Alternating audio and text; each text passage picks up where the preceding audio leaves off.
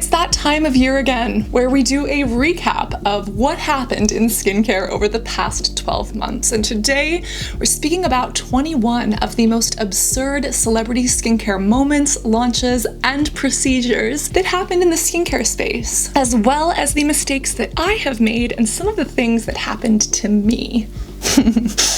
Oops. Shay Mitchell has a 58-step beauty routine that, you know what, I don't absolutely hate. I just wonder who has time for this. I know she's a mom, I know she's super busy, and she took us through every single step of her routine, including multiple face masks, boob masks, and a weird jaw mask. I don't understand how this tightens the jaw. If anything, it could cause misalignment of the jaw, but you know, it looks like she was enjoying herself this year. Jennifer Lopez's JLo Beauty also took everyone by storm this year, and a lot of people speculated as to whether or not her skincare line is really all that. Jenny from the block is obviously talented and beautiful and gorgeous, and she claims that she's never had Botox or plastic surgery, but has she had other treatments? Has there been laser resurfacing? Or have there been other neuromodulators that aren't disclosed? Now, her skincare line is based off of olive oil and sunscreen, which we love.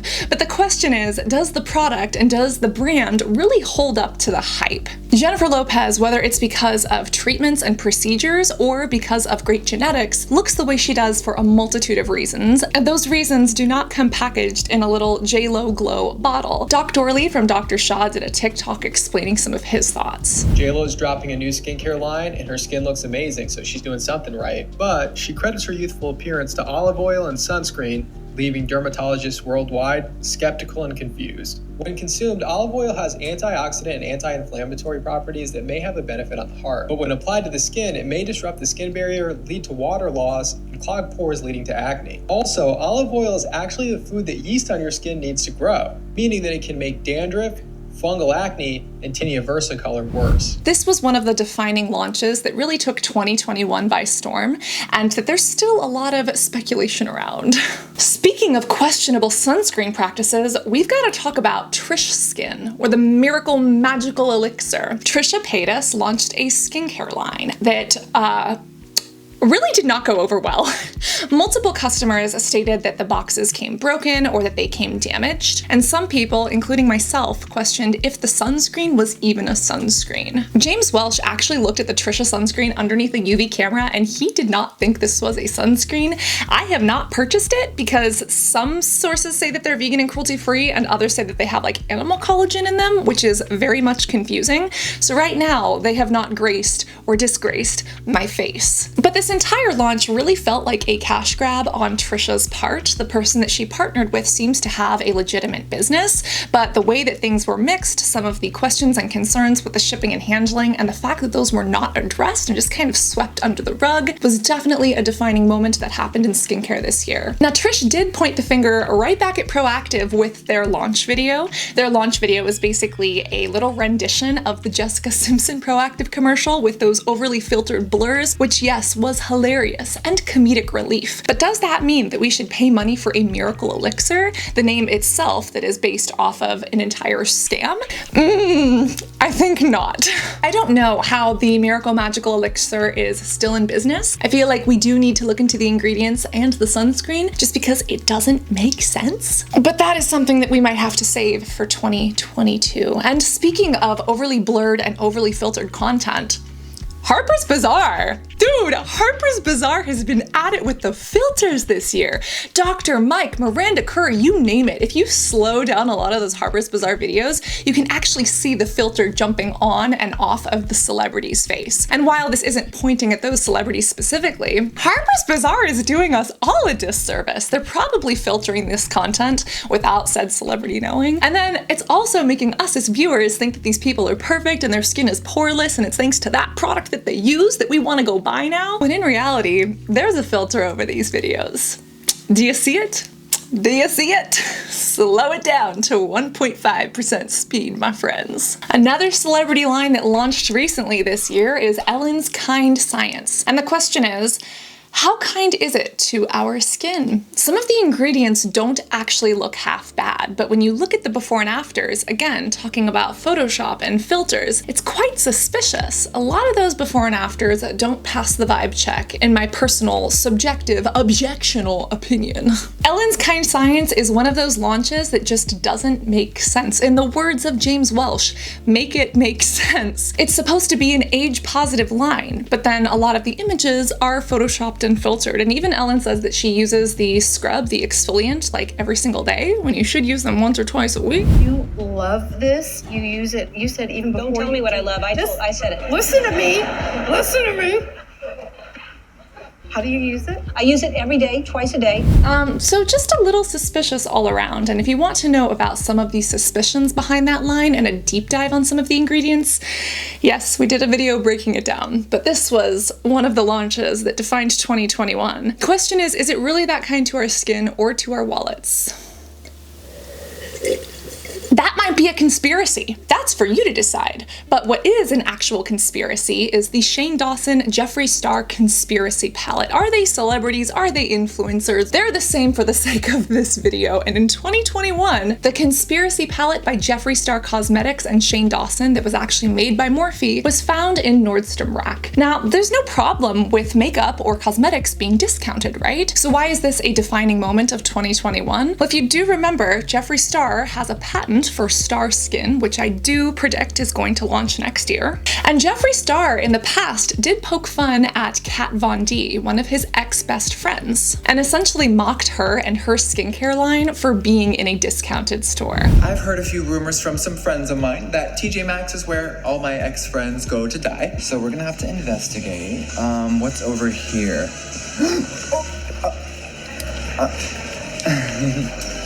I'll be over here. Now, Jeffree Star, I do believe, actually handled this pretty well. He went to the store, he actually tried the cosmetics, and he actually spoke about that moment with Kat Von D and took ownership of it. But still, it is quite interesting when the turntables turn, and when one of the biggest launches of 2019 that broke the Shopify website and sold 1 million palettes on the first day is now 50 to 60% off at some of these discount stores. Not to mention, Shane Dawson has been canceled, tried to come back on the internet. Jeffree Star is launching pet products, still overly filtered. Are podcasts and spin-off pet brand lines where celebrities, influencers, and YouTubers go to die? Speaking of those spin-off lines, one of the traditional celebrities who has so many of those is Paris Hilton. We're talking perfumes, makeup, and yes, skincare. Yes, Paris Hilton has a skincare line, and if you remember to this reaction video that we reacted to this year, Paris Hilton believes that her skincare will repair your DNA cells.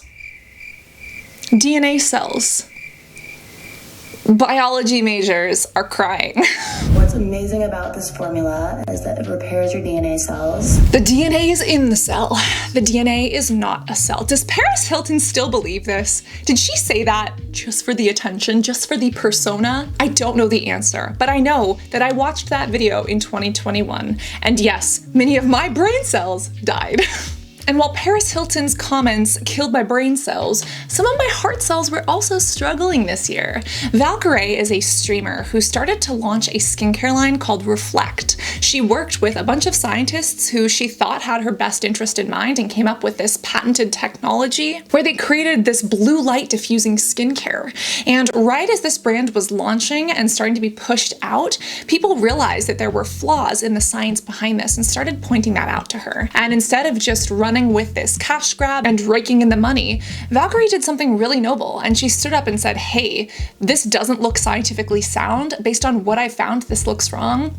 I'm jumping out. And it probably cost her tons of money. It probably cost the people who were working with her a big chunk of change. But I think it was very honorable of her to do, since she admitted that she's not a cosmetic chemist. She doesn't have the knowledge that she needs to do this. And she really put her trust in people who maybe had more money on their minds rather than making an impact on people's actual routines. Blue light skincare has had a huge moment this year, and there's a couple of studies showing that for people who are prone to melasma, certain ingredients that protect against blue blue light can be helpful, but most blue light skincare doesn't actually include the titanium dioxide that actually protects against that blue light because it would be straight up paste. It's just rebranded antioxidants that are supposed to support the skin that really don't do much. And also, blue light from our screens and our technology is nothing compared to what we get to the sun. So seeing the debate really catch some heat in 2021, seeing it get not just red hot, but blue hot and kind of take over a lot of those conversations was very, very interesting. We've done an entire video on how some influencers, ignorant or not, are exploited by other people who know more in the industry, including a little story of what happened to me. And that was something that we didn't think that we would reveal in 2021, but here we are, working through our misfortunes and traumas publicly online. How about it? Speaking of blue light and sunscreen, the way that Gwyneth Paltrow applies sunscreen is not just wrong, but it is actually dangerous, and promoting this as the way you should do something has been criticized by dermatologists and experts in the field. As you know, Gwyneth Paltrow, as talented and beautiful as she may be, is not necessarily a skincare expert, and we reacted to her video where she applies sunscreen like a highlighter. Sunscreen is an anti-cancer drug, and that application is not getting us sunscreen protection. This was definitely one of the cringiest moments of 2021, but when you compare it to a lot of the other things that Goop has said, done, and sold, it's kind of par for the course at this point. Interesting. What's also interesting is baby Botox and how that has kind of made a resurgence this year. And when I say Botox, remember it's just a brand name. There's also things like Dysport or Xeomin, which, yes, are all neurotoxins, and yes, Gwyneth Paltrow is literally a spokesperson for Xeomin. So someone who says natural, toxin-free, and then gets toxins willingly injected into their face, and then is a celebrity billboard for them? One of the most absurd celebrity skincare moments of 2021 for sure. And when it comes to treatments and procedures, UnCoolSculpting, the plasma pen, the UnCoolSculpting debacle with former model Linda is actually an example of the industry failing a celebrity. We've spoken about this ad nauseum, but this year, Linda, who was one of the defining supermodels of the 1990s, came out and shared how UnCoolSculpting ruined her life, how it disfigured her, as according to claims, and how she's planning to sue the company. This is really interesting to see, especially as a celebrity, that she's standing up for herself and for other people in a class action lawsuit who had been misled by UnCoolSculpting's claims, not realizing that you could actually have almost an opposite reaction and you could grow the adipose or fat tissue that this procedure claims to get rid of. I do think it's important to note that a lot of critics are saying that she gained weight even before the UnCoolSculpting, and she's just trying to pin this weight gain on UnCoolSculpting and point the finger there to get a big settlement and some lawsuit money. But I also think it's important to listen to someone who may be a victim and actually look at the data, look at the history of what has happened to her, and note that maybe UnCoolSculpting isn't as safe or as harmless as the company would like us to believe. Speaking of other procedures, Paulina Porizkova recently spoke about the fibroblast treatment, the plasma pen that she had done. This treatment has been around for quite a few years, but it really gained a lot of traction in 2021, and now we see mainstream models and celebrities trying it. But this plasma pen is not as safe, as risk-free, or as helpful as a lot of people think it is. And don't just take it from me, although we did do a video on it back in 2019. We actually showed how one of the practitioners had a fingernail sticking through a ripped glove. I'm sorry, explain that to me? By the way, that company tried to sue me and get that video taken down because of the commentary that I made on the safety and sanitary nature of that procedure being done in that video. Obviously, it's still up, but it is amazing what lengths companies will go to. But when it comes to the actual procedure, is it horrible? No. But is it something that you should waste $600 to $1,000 on? Probably no as well. The treatment doesn't have a lot of data behind it. It does work by injuring the skin and causing the skin to rebuild itself, but it's not going to be as effective as something like laser or like radiofrequency microneedling. And don't take that from me. Take it from Dr. Dre, who did an excellent video covering the treatment. The results that you get with this procedure are definitely not as dramatic as what you would get with laser resurfacing or radiofrequency microneedling. So I wouldn't say that this is somehow superior to those less costly treatments. Speaking of not doing the plasma pen at home, there are a lot of other questionable treatments and procedures that people do at home. Just like Huda Katan of Huda Beauty microneedling herself at home. Yes, the founder of Wishful Skincare and Huda Beauty took us through her at-home microneedling routine, putting tiny needles into her skin, showing us how she rubs this roller back and forth quite haphazardly to cause this micro damage to supposedly tighten or lift or create glow. Now, while microneedling when done in an office or in a treatment clinic can be very, very helpful, doing it at home opens you up for infection, for scarring, for hyperpigmentation, and for using the wrong skincare products before and after, which can cause more damage in the long run. She also decided to sanitize it under hot water, and hot water does not sanitize things unless you boil it. This is just infection protocol, and again, why you should not be microneedling at home.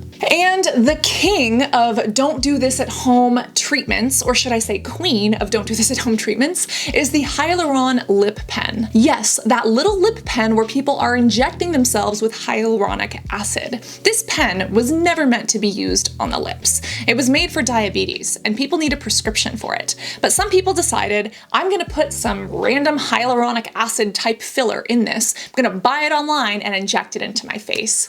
This normally leaves the lips looking lumpy and gloopy, but it can actually cause major issues such as vascular occlusion, as well as potential blindness, which Lily Ghalichi taught us a little bit more about. Although Lily Ghalichi's debacle happened with actual filler and was done by a medical doctor, could you imagine what can go wrong if you're trying to inject this stuff yourself by using a pressurized lip pen? Most of the people on the internet or on TikTok who are doing this don't know about the dangers. They haven't been trained properly. And it's because up until late this year, the government really didn't crack down. But thankfully, the FDA did issue a statement quite recently. Back in October, the FDA did put out a statement warning about the Hyaluron Lip Pen dangers and how this can cause problems. So yes, even if you want big lips, this is not the way to get it. I almost see this as the Kylie Jenner Lip Challenge 2.0 of 2021. And no, it is not something that you should ever have done to yourself or to someone else. Yet here we are. There are some treatments that are safer to do at home, such as LED light therapy or lymphatic massage, or even a fun face mask, and even DIY face masks aren't always terrible. But Kendall Jenner taught us how to wash $400 worth of product down a sink and then use a $5 avocado and lavender oil face mask. Oh my God. She literally just flushed $425 down the drain. I'm losing it here. If you want to put food on your face, go for it. Just know that it's probably not penetrating and probably not doing much. And if you have any allergy to essential oils, then beware. Make sure that you dilute them. And honestly, if you have the kind of money to spend on a $400 face mask that you have to refrigerate that comes from some super top secret delivery service, more power to you. Go spend your money like a Kardashian. But just don't wash that serum down the sink on camera because it makes me and my price-conscious wallet cringe. But Kendall Jenner is not the only one who partakes in expensive skincare. This year, I found out that The Rock uses La Mer. Yes, The Rock, the person that Lily Singh is obsessed with, that I found out has a vodka line and is in some sort of a movie. I did not really know who The Rock was. I'm sorry. Rock, a boxing gloves, tequila, Lily Singh! The Rock! The Rock! The Rock! The Rock! Yes! What's his name? Dwayne Johnson. Is that who it is? Kennedy literally gave it to me. It said on screen, a pet rock. How did I miss that? I failed every celebrity other than Taylor Swift in that video. And if you haven't seen it, well, it's an adventure. One of my goals for 2022 is to learn a little bit more about celebrity culture and to stop living underneath my own rock. But yeah, The Rock uses a $400 tub of La Mer skincare and Neutrogena. Oh, it makes my heart cry. Carmen Electra's GoGo skincare has also been a thing in 2021, but a very small thing. Love Carmen Electra, talented, beautiful yet again, but am I going to trust her with my skincare? No. Nobody asked for this. GoGo skincare comes in these tiny little tubes and they're sold on a subscription service. And you get this subscription of Carmen Electra skincare that honestly the name is like scratching off of, and the little dropper is really cheap. This feels like a cash grab all around, just the same way a lot of these new celebrity skincare line launches feel. But when it comes to GoGo skincare, it did not go anywhere.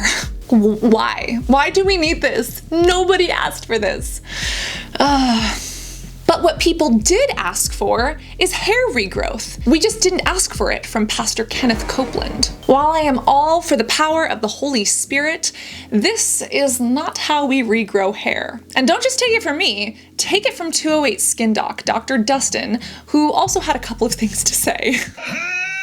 That's creepy. It's not working for that guy. Pastor Kenneth Copeland has also come under fire for how he spends donors' money. Specifically, he makes like $300 million, so you think that he could afford a hair transplant if he so chose to. But what he did afford and did purchase is a private jet, because apparently he doesn't want to get into a tube of demons on a regular commercial flight. Do you really believe that human beings are demons? No, I do not. And don't you ever say I did. And they wanting you to pray for them and all that. You can't manage that today. Right. This dope-filled world. Right. And get in a long tube with a bunch of demons. Right. I myself have been experiencing hair loss, which last week I spoke about. So yes, I could use a little bit of help as well. But I don't think that Pastor Kenneth Copeland is going to be my first choice of who I run to for that assistance. Something else we didn't ask for was to know about Ashton Kutcher's and Mila Kunis's bathing habits. Specifically, it sounds like they do not shower or bathe very often, nor do they bathe or shower their kids. They came out saying, we don't bathe our children unless they're visibly soiled or dirty.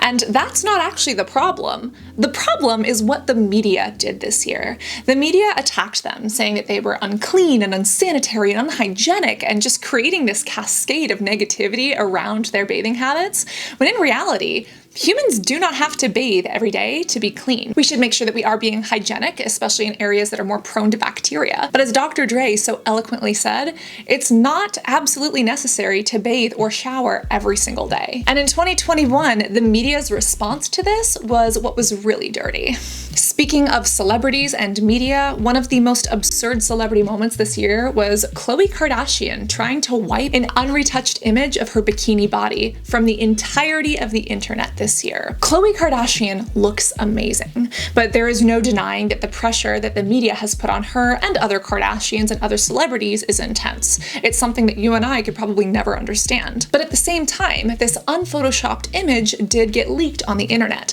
where again, she looks phenomenal. She just doesn't look the same or as perfect as she does in a lot of the Instagram photos or in the magazine spreads that we often see her in. Now, this photo is not absurd. She looks amazing. What's absurd is the response. Khloe Kardashian tried to remove and wipe this from the internet, going so far as to suing different publications and even Reddit users that tried to post this online. Basically trying to wipe this from ever having the light of day, simply because it wasn't photoshopped or altered, especially after she recently had plastic surgery and she launched a quite problematic show called The Revenge Body, where she as the host took other women through building a revenge body to lose weight and tone up and look a certain way to get back on the people in their lives that wronged them, as opposed to actually working through that trauma and those experiences in a healthy manner. But no, resorting to crash dieting and over-exercising and very superficial standards of beauty instead. This moment in 2021 also showed us what money and power can do. I never thought that there would be a celebrity or a person with this much affluence and power that they could try to wipe images from the internet in this sort of manner, that they would take out lawsuits on people with small blogs and publications based on just publishing this. And for the longest time, I didn't speak about this, and I wasn't going to publish this, not for the reason of being sued, but because I wanted to respect her and her body, but then probably a little little bit in the back of my head. I didn't want to get sued. But I also realized that there's nothing wrong with her body here. She is gorgeous, and it's probably because she hasn't been told that and she hasn't heard that. She probably hasn't even had the chance to see her body celebrated in an unphotoshopped manner, which leads to some of these reactions of people being so viscerally hypercritical of themselves and insecure. I think we need to normalize normal bodies. We need to normalize pores in skin. We need to normalize not being overly photoshopped and overly filtered. We need to celebrate this and other bodies. And this entire debacle, this struggle between truth and media, and this image of perfectionism versus being a real person was quite the absurd thing to observe this year. Speaking of bodies, Mike Thurston and his tanning routine. I didn't know who this person was, but apparently he's a bodybuilder and a YouTuber, and it's thanks to Dr. Dre and another one of her amazing videos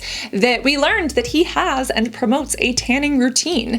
At least he wears a sunscreen, but he actually went out into the sun speaking about how to get an amazing bronze tan and how his skin actually peeled and how he would exfoliate and shave before doing this. This was one of the most absurd moments of 2021 because it's 2021. Like, don't people know better? SPF is your BFF. It's literally an anti-cancer drug. We know that tanning beds are bad, but we also know that intentional sun exposure is bad because it's literally causing damage in your DNA, which Paris Hilton would call your DNA cells. Nobody should be taking his advice on tanning, and if you do want a healthy glow, go get a fake tan. Those are safe, those are effective, and they don't destroy your collagen. Another absurd celebrity launch happened this year with not just one celebrity, but two.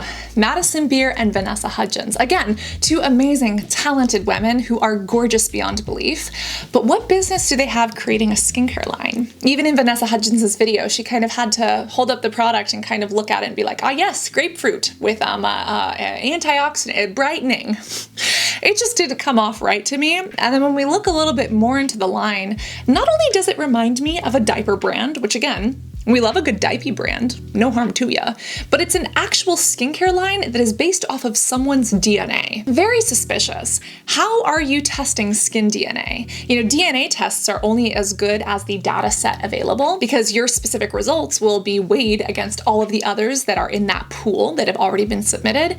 And the question is, are they creating their own pool? Are they private labeling this and piggybacking off of something like 23andMe or a larger data set? And then we know with other DNA tests, there have been a lot of issues when it comes to security and privacy. For example, a lot of those DNA kits will actually sell your DNA to companies in order to sell you personalized ads, if not other things. And the question becomes, is this really us buying a DNA testing skincare line? Or are we giving our DNA to this company that is then being sold and distributed elsewhere? I think it's important to note that I'm still digging into this. I don't have the answers. As of now, the website does say that they don't share it with third parties or they don't sell it, but will that change in the future or can we hold them to their word? And again, if they're creating this from scratch, that's a very small data set. Is it really going to be accurate? I have a feeling this is some sort of DNA kit that is private labeled and they are just using this to try to make some money. Not to mention, I don't believe the skincare is actually customized. I think these are pre-made products that they just arrange in a certain way based on what your spit says. Because yes, if you didn't know, some DNA tests are done using, saliva or spit. The more you know. One celebrity moment that we laughed along with and even sang along with was Ricky Martin's routine because we love to live la vida loca. However, we did cry a little bit, specifically about the ice. This year, Ricky Martin decided to rub ice on his skin in his skincare routine. He spoke about the products he uses, he spoke about his philosophy behind skincare and life, and he rubbed ice on his face, potentially causing redness, broken capillaries, some visible erythema, and maybe even frost nip. Now, is ice rubbing on the face as bad as at-home microneedling or the Hyaluron Lip Pen? Absolutely no. But is it recommended? Also no. Just the way if you injure a joint or your arm, you're not gonna take ice and put it directly on the skin. You're gonna use a towel over a bag of peas or something. Please don't go rubbing ice directly on your face. Unlike Ricky Martin, please get a tool, take a face mask and put it in the fridge, use a cold spoon, use something that will protect your skin as well as cooling it down and depuffing. Because we don't want the ice to cause damage, but we also don't want inflammation, which, oh God, it is time to expose what I did. Yes, inflammation. I may not be a celebrity, but did I do some absurd things this year? Absolutely. Did I make some mistakes? Oh yes, and did my skin pay for them? Specifically, I used a Goop product that I believe might have been expired, and I already knew that it didn't sit well with my skin. And what did I do? I put it on my face. And what did it do? Inflammation, redness, irritation that didn't go down for 6 days. I looked like a walking tomato. I looked like I went out into the sun and tanned while taking antibiotics without being on sunscreen. My face was so angry, and you could see a red outline of where I applied the Goop microdermabrasion, something about it, Gwyneth Paltrow pseudoscience face mask. It was horrible, and my skin burned. I did it for the sake of a video. I did it because I didn't want to just look at ingredients and judge them. I actually wanted to try them and see how they worked. And even though I had a sneaking suspicion that it wouldn't work for me, I did it anyways. At least my face is better now.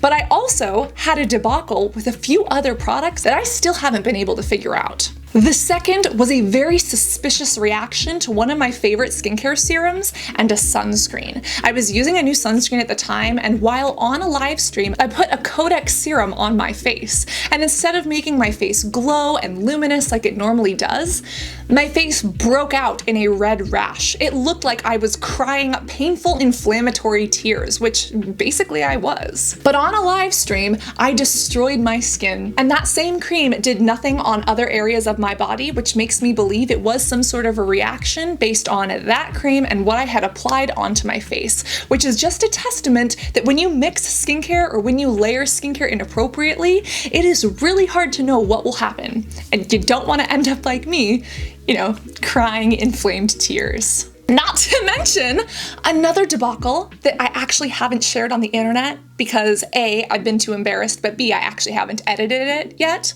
I have been trying a skincare routine that a skinfluencer recommended to me, and something horrible happened. I believe this is a reaction with a new laundry detergent, but this debacle is not over. But this is what the debacle looked like on my face. Did it get bad? Oh, it got bad. And some of these mishaps and the way my skin has been reacting and the way my hair has been reacting have been some of the most absurd moments that have happened to me personally this year. So whether it's your own personal routine, some product or procedure that is not FDA approved, or some absurd launch that a celebrity created, remember that there is always nuance in skincare. Remember that we can laugh and cringe and cry about these things together, as well as learning along the way. Remember that it should only burn if it is a chemical peel, preferably the Ordinary's AHA BHA 30%. And always remember to stay hydrated, both orally and topically. Reapply that SPF, but not like Gwyneth Paltrow, and be beautiful both inside and out. I love you guys, and I cannot wait to see you next year. Love you guys. Bye.